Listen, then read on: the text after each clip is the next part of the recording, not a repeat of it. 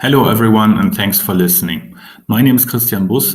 I'm in charge of the Chair of Sustainability and Supply Chain Management at Karl von Ossietzky University, Oldenburg in northern Germany. I did this research jointly with my colleagues Sina Duensing and Martin Schleper. Sina is a PhD candidate in my team. Her research is also on sustainability in a supply chain context with a particular notion on risk. And Martin Schleper is a full professor at the University of Sussex and full professor of supply chain management and sustainability also. So we have pretty much identical research interests. And our research is on wildlife trafficking, first of all. But from the notion of wildlife trafficking, we developed a concept which we call societal supply chain risks, which the colleagues are going to tell you more about in a minute or two.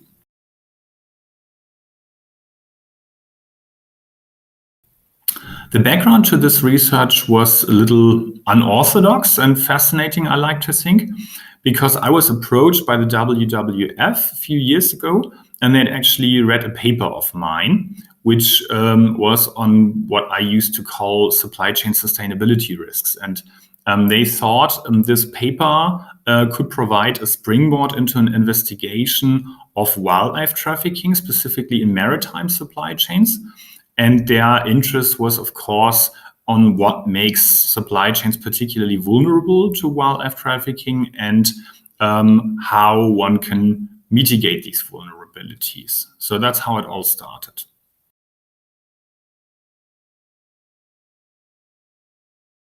I have to admit that before I was approached by the WWF, I'd not thought too much about how wildlife trafficking takes place.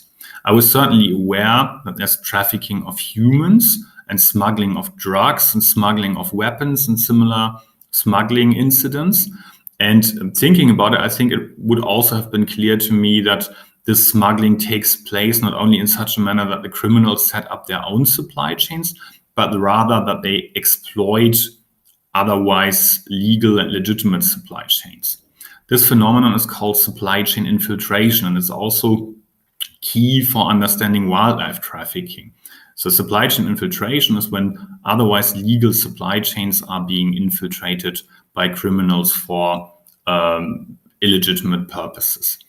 And wildlife trafficking, so for example, the smuggling of rhino horn, of elephant tusks, that is ivory, of exotic live animals also takes place in such a manner that criminals infiltrate legal supply chains, specifically when we talk about maritime supply chains, containers, and they hide their contraband therein.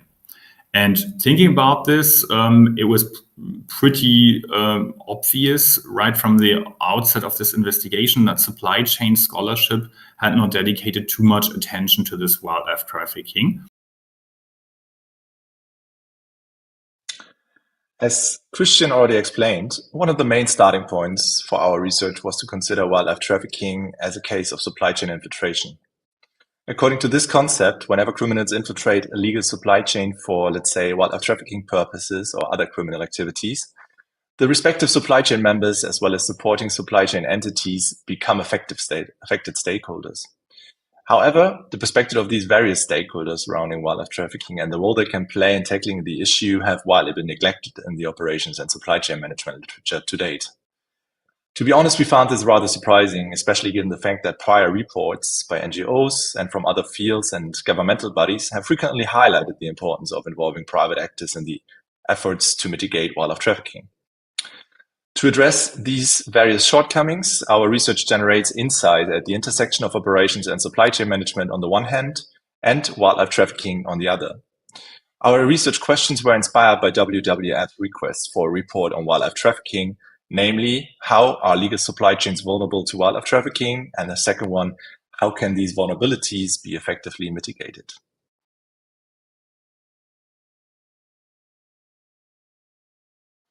The main goal of our research was to develop new theory.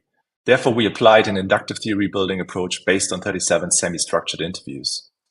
As wildlife trafficking is often carried out via containerized maritime supply chains, we focused especially on knowledgeable stakeholders linked to this context, without talking to perpetrators directly, for obvious reasons. To enrich the manuscript and the findings as much as possible, we closely followed the raw data and explored and compared ideas across all participants.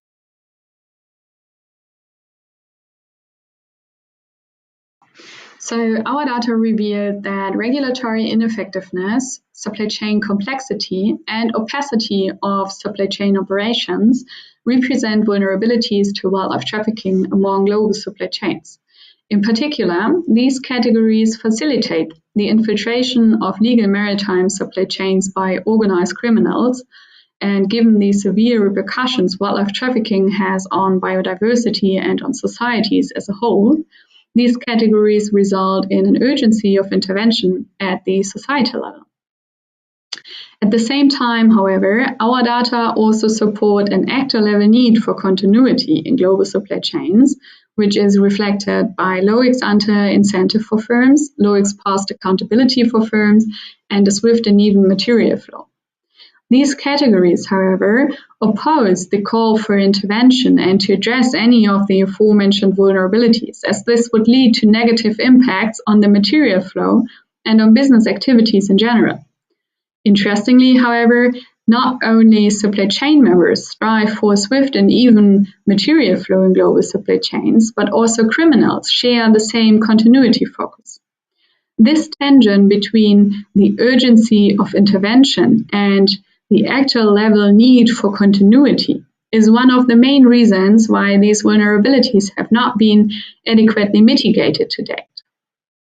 For that reason, we introduce a multi-stakeholder approach in our paper on effective wildlife trafficking mitigation measures that aim to reduce this tension.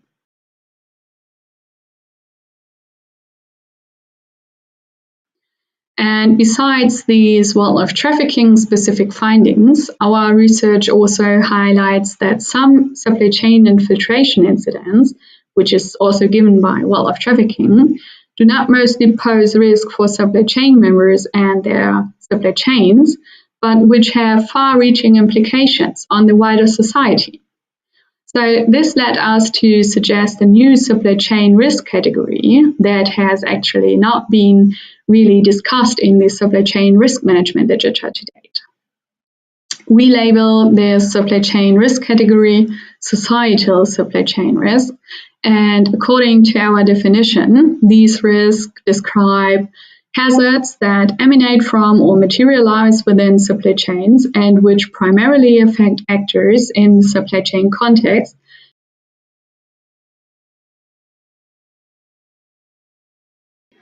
So, based on the findings and our own conceptualization, we extend and challenge existing supply chain risk management literature and advocate for a general opening up of scholarship to address the new category of societal supply chain risk.